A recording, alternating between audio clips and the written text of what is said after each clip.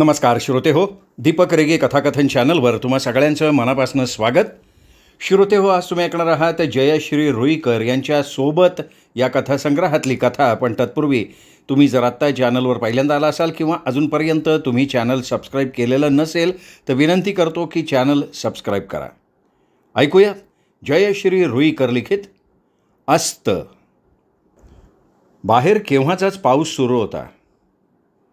एवढ्यात तो थांबेल असं वाटतही नव्हतं. टप्पोऱ्या बिलोरी थेंबांची रांगोळी अंगणात रेखाटली जायची आणि क्षणात नाहीशी व्हायची. पुन्हा नवीन थेंब, पुन्हा नवीन आकृती. कितीतरी वेळ अगदी तन्मयतेनं मी या बिलोरी थेंबांचं रेखाटन बघतीये, पण आतली अस्वस्थता अजून कमी झालेली नाही आहे. आईचं पत्र मनातनं हद्दपार व्हायला तयारच नाही. हा असा दुपारचा रिकामा वेळ आणि त्यात सोबतीला आईच्या पत्रातला मन ढवळून काढणारा मजकूर. किती वेळा मी स्वतःशी म्हणतीये की आईच्या पत्रातल्या मजकुरानं खरं म्हणजे मी एवढं बेचैन का व्हावं बरं? कोण लागते मावशी माझी? तिच्याशी फारशी जवळीक तर कधी झालीच नव्हती. जे काही बघितलं होतं, ऐकलं होतं, थोडंफार उपभोगलं होतं तेही न कळत्या वयात. त्याचे पडसाद आत आत इतके खोलवर उमटावेत. जीवनाच्या वाटचालीत अशा कितीतरी व्यक्ती सहवासात येतात. प्रत्येकाचा ठसा तसा मनावर कोरायचा थोडाच असतो. कित्येक चेहरे तर पुढच्या वाटचालीत फार सुकून सुद्धा गेलेले असतात. अंबी मावशी तर एवढ्या वर्षात कधी आठवलीच नव्हती. मनाच्या कॅनव्हासवरनं तिचं चित्र पार पुसून गेलं होतं. मग आज आईचं पत्र आल्यापासनं ते इतकं ठळक कसं बरं झालं?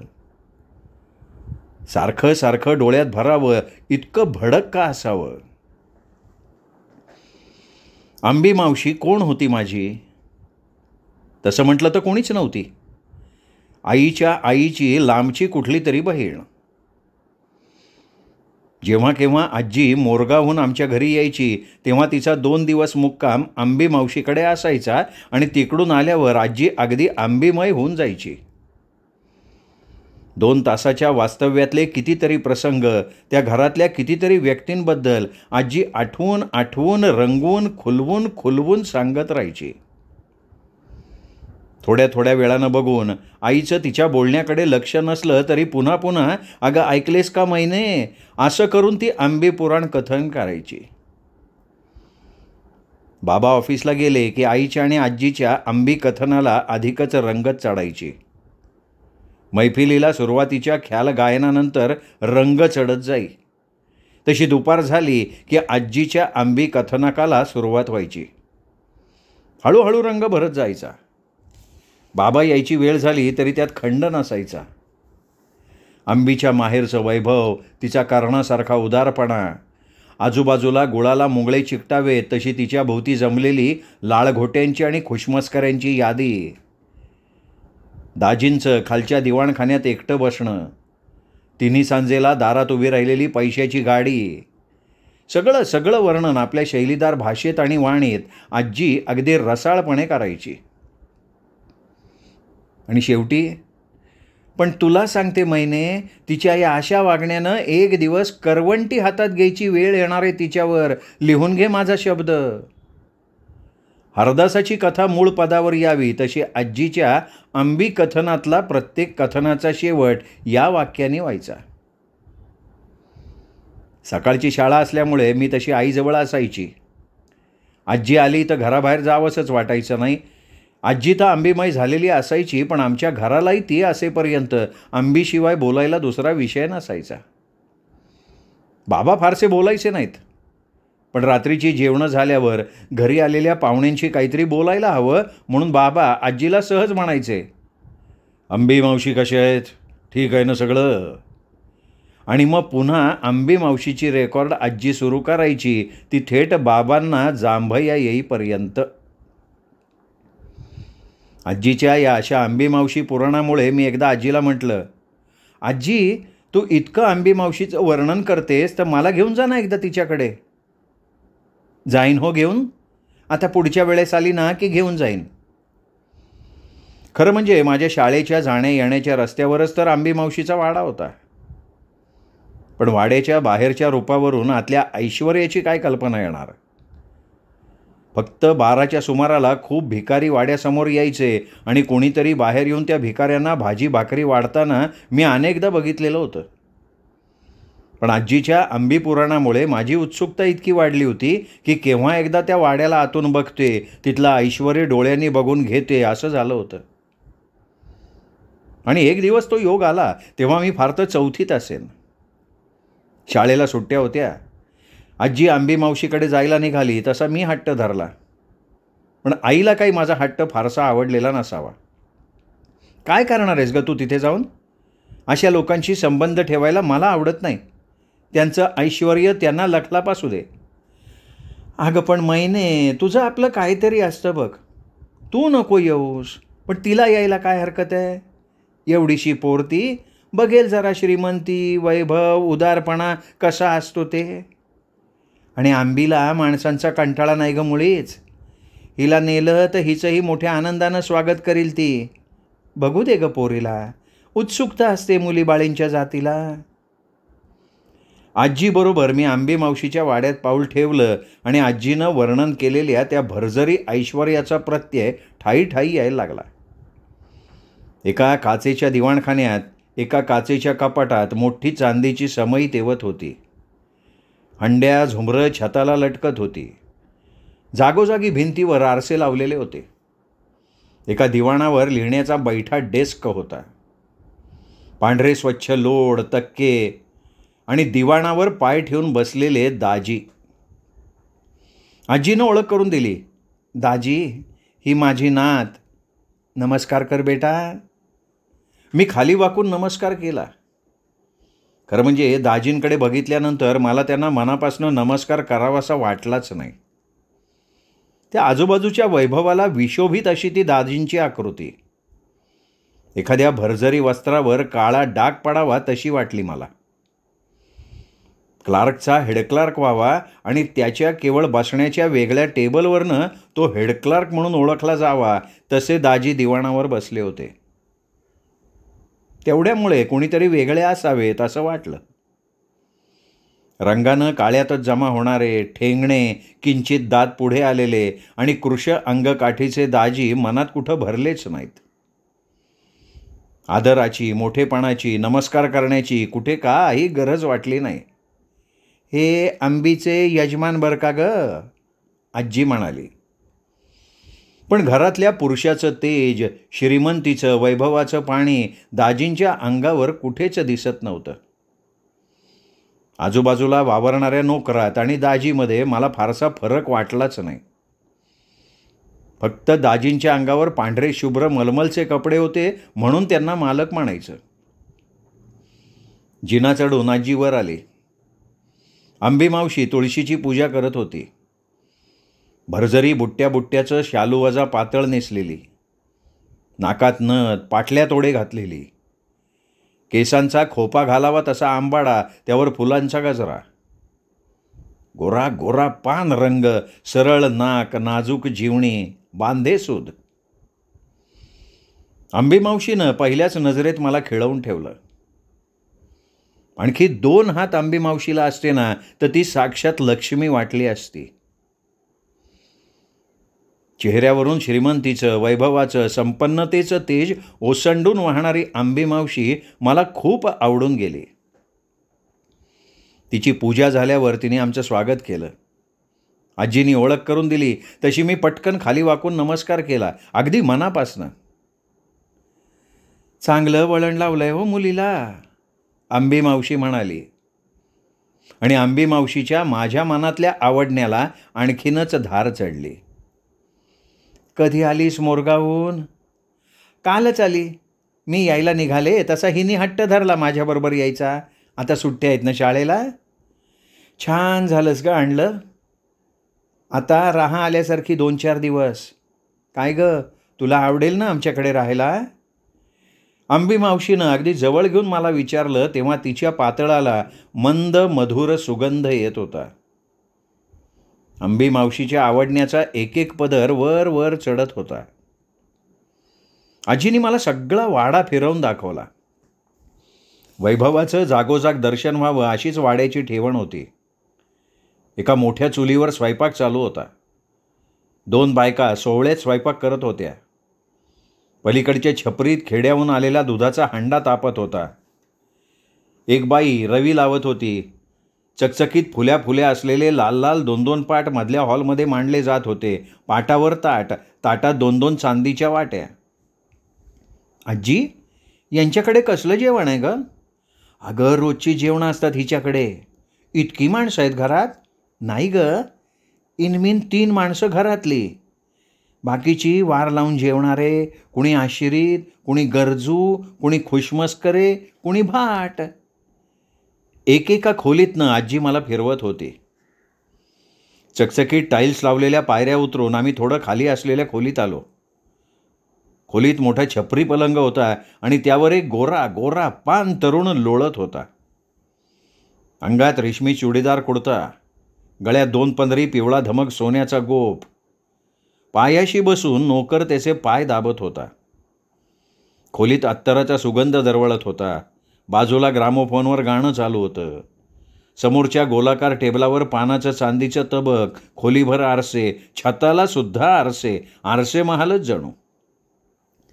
काय चाललंय रावसाहेब? आजीने आवाज दिला. या या मावशी या, केव्हा आलात? रावसाहेबांच्या लोळण्यात व्यत्यय आला होता. का कुणास ठाऊक, ती खोली, तिथलं वातावरण खटकलं मला. वैभवाचं दर्शन होण्यापेक्षा कुठेतरी अरूपता, गर्वोक्ती, मलिनता उगाचच खटकली.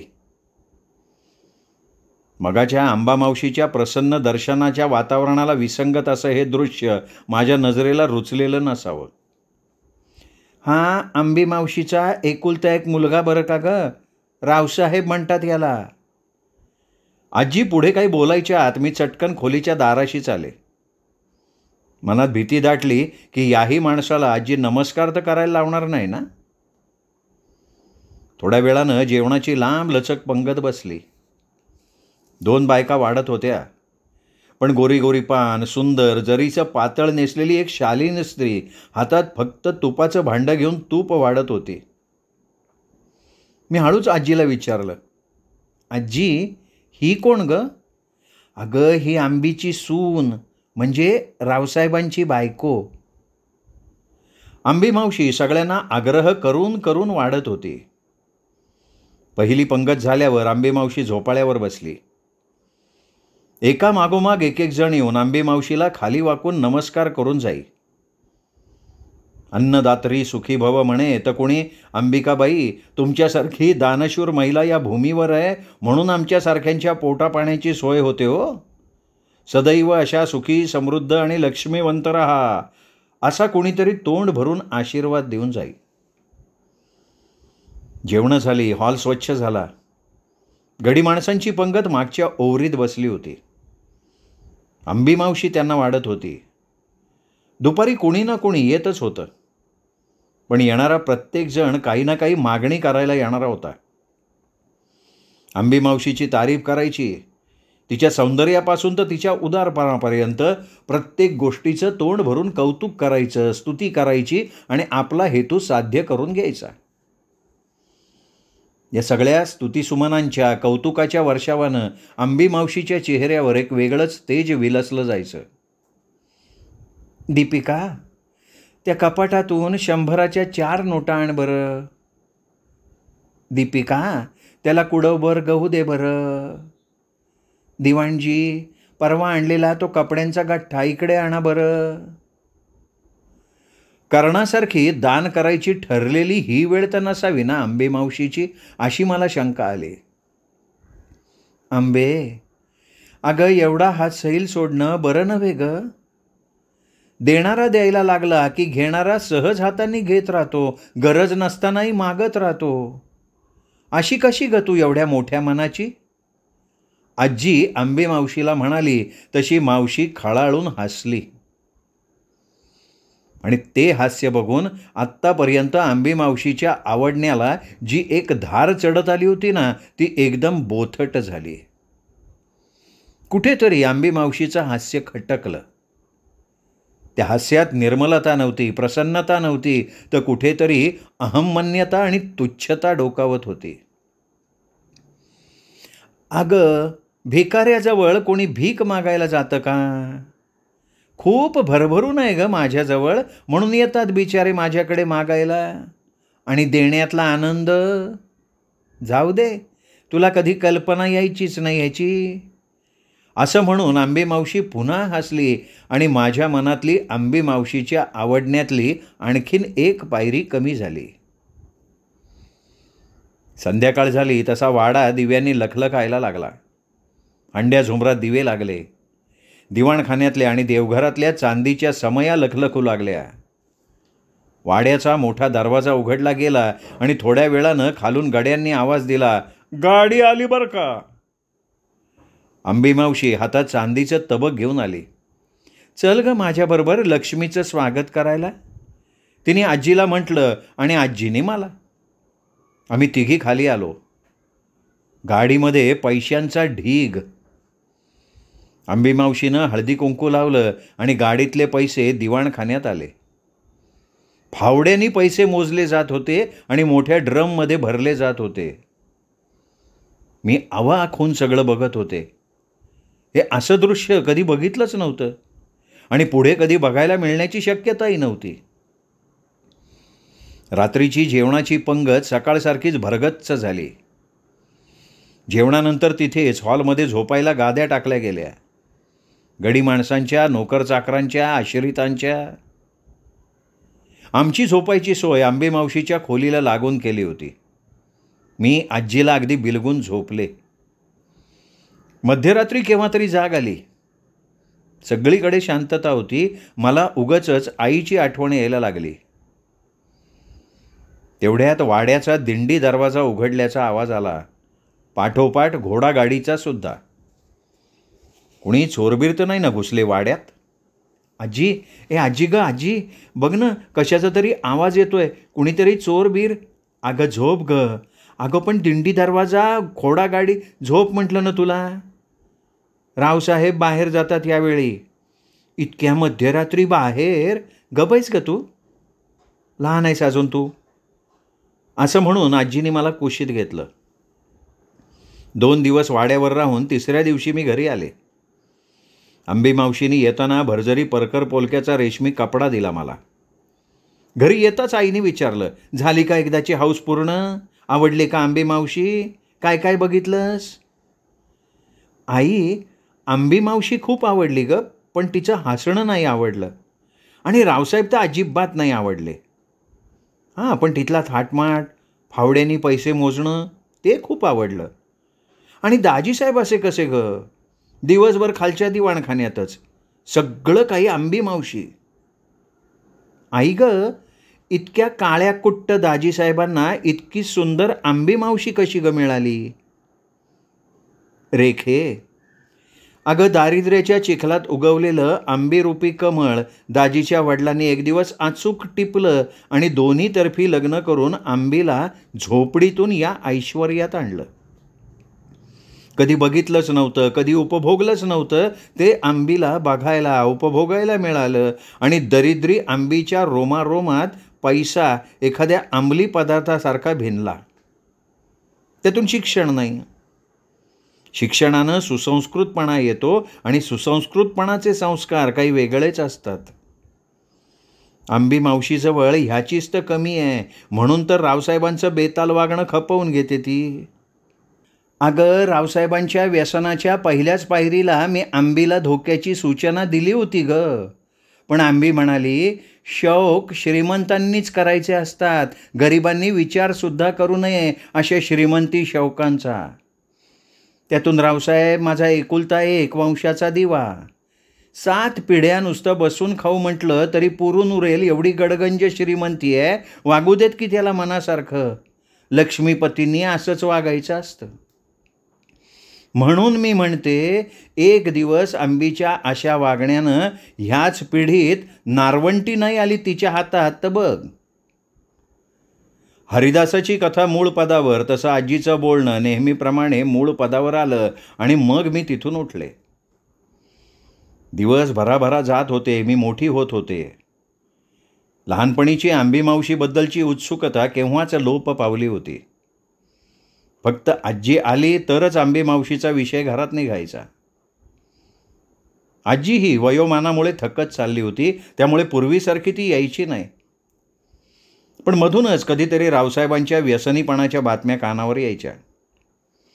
आंबी मावशीच्या श्रीमंतीचा बोलबाला सगळ्या गावभर होता आणि अशा श्रीमंतांच्या घरात सुई पडली तर त्याचा आवाज देखील 2 कोस जातो. रावसाहेबांचा व्यसनीपणा वाढतच होता. आंबी मावशीच्या घरातल्या लक्ष्मीला पाय फुटले होते. हजारो वाटांनी ती बाहेर पडत होती. एक दिवस मी आंबी मावशीच्या वाड्यावरनं जात होते. वाड्याच्या समोर बरीच गर्दी जमली होती. एक पारधीण, तिचा नवरा आणि तिची 15-16 वर्षांची कोवळी मुलगी वाड्यासमोर जोरजोरात ओरडत होते, रडत होते, शिव्या देत होते. हाताची बोटं कडाकडा मोडत होते. दिंडी दरवाज्यावर थुंकत होते. जाता जाता माझ्या कानावर 1-2 वाक्य आली. बये, तुझं कधी भलं नाही व्हायचं गो. तुझ्या पोरान माझ्या पोरीची इज्जत लुटली. बाहेर येऊ दे पोराला. कशी पोरीला वाड्यात घेत नाही बघते मी बी. रावसाहेबांचा वाढत जाणारा व्यसनीपणा, आंबी मावशीचा निर्बुद्ध उदारपणा, दाजींचा नाकर्तेपणा आणि सुनेचा नको इतका आज्ञाधारकपणा, सगळं आंबी मावशीच्या वैभवाला उतरती कळा लावायला कारणीभूत ठरत होतं. ज्या वाड्यावर 12च्या सुमारास गरीब अन्न मागायला यायचे, त्याच वाड्यावर पठाण आणि रोहिले रावसाहेबांनी कर्ज म्हणून घेतलेले पैसे मागण्यासाठी ठाण मांडून बसलेले असायचे. बाई, बाटली, जुगार, रेस, अत्याचार, बलात्कार सगळ्या दुर्गुणांनी परिपूर्ण असलेल्या रावसाहेबांच्या अतिरेकी व्यसनांनी श्रीमंतीला, वैभवाला कधीचीच वाळवी लागली होती. दाजींनी पोराच्या वागण्यामुळे हाय खाऊन अंथरूण धरलं होतं आणि एक दिवस दाजी गेल्याचं कळलं सुद्धा. आजी आंबी मावशीच्या भेटीला आली होती. वाड्यावरून आजी आली, पण चुपचाप होती. मी वाट बघत होते ती काहीतरी बोलेल म्हणून, पण ती काही बोललीच नाही. बाबा ऑफिसला गेल्यावर मात्र आजीची वाग्गंगा धोधो व्हायला लागली. आंबी मावशीला तिने खूप शिव्या दिल्या. दाजी गेल्याचं दुःख कुठं नव्हतंच, तर आंबी मावशीच्या वैभवाचा होत असलेला अस्त तिला बघवत नव्हता. राहून राहून ती त्याचं खापर आंबी मावशीवर फोडत होती. वाड्यात पसरलेली गरिबीची कळा बघून हळहळत होती. मैने, वैशाखातल्या सूर्याच्या तापानं समुद्राच्या पाण्याची वाफ होते म्हणून समुद्र काही आटून जात नाही, कारण शेकडो मुखाने येऊन नद्या त्यात भर घालत असतात. संसारातही जमा आणि खर्च याचं प्रमाण असायला हवं असतं, पण आंबीला ते कधी जमलंच नाही ग. आजी आंबी मावशीच्या सुनेलाही मधूनच दोष देत होती. आज्ञाधारकपणा, शालीनता, नम्रपणा हे सगळे गुण असले ना तरी गुणांचाही अतिरेक होतो तेव्हा ते दुर्गुण ठरतात बरं मैने. म्हणून म्हणतात अति तिथे माती. अगं, आंबी अशी निर्बुद्धपणानं वागली, पण सुनेनं तरी इतकं तिच्या आहारी का जावं? नवऱ्याला का बांधून ठेवू नये घराशी? का समज देऊ नये त्याला? का कोसळणारा डोलारा सावरण्याची हिंमत बांधू नये तिने? बोलून बोलून आजी थकली होती. तिचा संताप झालेला होता. आजी गेली आणि तिच्याबरोबर आंबी मावशीचा विषयही गेला. पण कधी घरात आईने किंवा आम्ही जास्त खर्च केला तर बाबा म्हणायचे, आंबी मावशी आली एका अंगात. दिवस भराभर जात होते आणि एक दिवस पेपरमध्ये बातमी आली. श्रीमंत सावकाराच्या वाड्याचा आणि वाड्यातल्या वस्तूंचा लिलाव होणार आहे. घेण्याची इच्छा असणाऱ्यांनी वाड्यावर हजर राहावं. ती बातमी वाचली आणि वाडा, त्यातल्या वस्तू सारख्या डोळ्यांसमोर येत राहिल्या. आजी आज असायला हवी असंही वाटलं, पण आजी आजारी होती. अगदी काही दिवसांची सोबतीण. वाडा गेला आणि आंबी मावशी, सून, मुलगा, नातवंड सगळे बेघर झाले.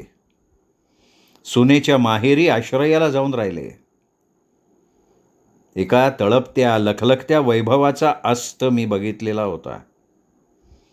पण काळ कधी कोणासाठी थांबत नसतोच. सूर्य अस्ताला जातो म्हणून पृथ्वीचं फिरणं थांबत नसतं. हळूहळू सगळं स्मरणातनं गेलं. अंबीमावशी ही मनाच्या तळघरात बंदिस्त झाली. विवाह झाला आणि सगळं स्मरणातनं गेलं. आज आईचं तसं पत्र आलं आणि मनाचा डोह पार ढवळून निघाला. अंबीमावशीच्या आठवणींची धार सतत मनात बरसत राहिली, बाहेरच्या पावसासारखी. अजून किती वेळ या आठवणीत घडून गेले असते ते कळलं नसतं, पण दारावरची बेल वाजली. मुलं शाळेतनं घरी आली होती. रोजचे व्यवहार सुरू झाले होते. पण मनात अंबीमावशीचं रूप रेंगाळत होतं. रात्री झोपताना न राहून अखेर यांना पत्र दाखवलं. त्यांनी मोठ्यांदा पत्र वाचायला सुरुवात केली.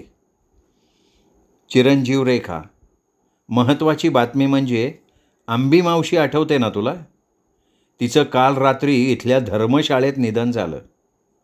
अगं 4 माणसंसुद्धा न्यायला नव्हती तिला. शेवटी कोणीतरी तिला ओळखलं आणि नेमका आपल्याच घरी निरोप दिला. तुझ्या बाबांनी माणसं गोळा केली आणि तिचा अंत्यविधी पार पाडला. अंबीमावशी धर्मशाळेत कशी आली, कशासाठी आली, काही कळलं नाही. पण अगदी हाडाचा सापळा झाला होता तिच्या शरीराचा. बास हो, बास, नका वाचू पुढचा आता, मी हळव्या स्वरात यांना म्हटलं. आणि आईचं पत्र आल्यापासनं मनात रेंगाळणारी अंबीमावशी, तिचा अस्त डोळ्यात जमा झाला. श्रोते हो, दीपक रेगे कथाकथन चॅनलवर तुम्ही ऐकत होतात जयश्री रुईकर यांची कथा अस्त. कथा कशी वाटली हे कमेंट करून जरूर कळवा. या कथेचा व्हिडिओ लाईक करा. ही कथा मित्रपरिवारात, नातेवाईकात, सोशल मीडियावर शेअर करायला काहीच हरकत नाही. आणि हां, चॅनल सबस्क्राईब करायचं राहून गेलं असेल तर आत्ता वरती जो माझा फोटो दिसतोय त्या फोटोला क्लिक करा आणि चॅनल सबस्क्राईब करा, एवढीच विनंती करतो आणि थांबतो.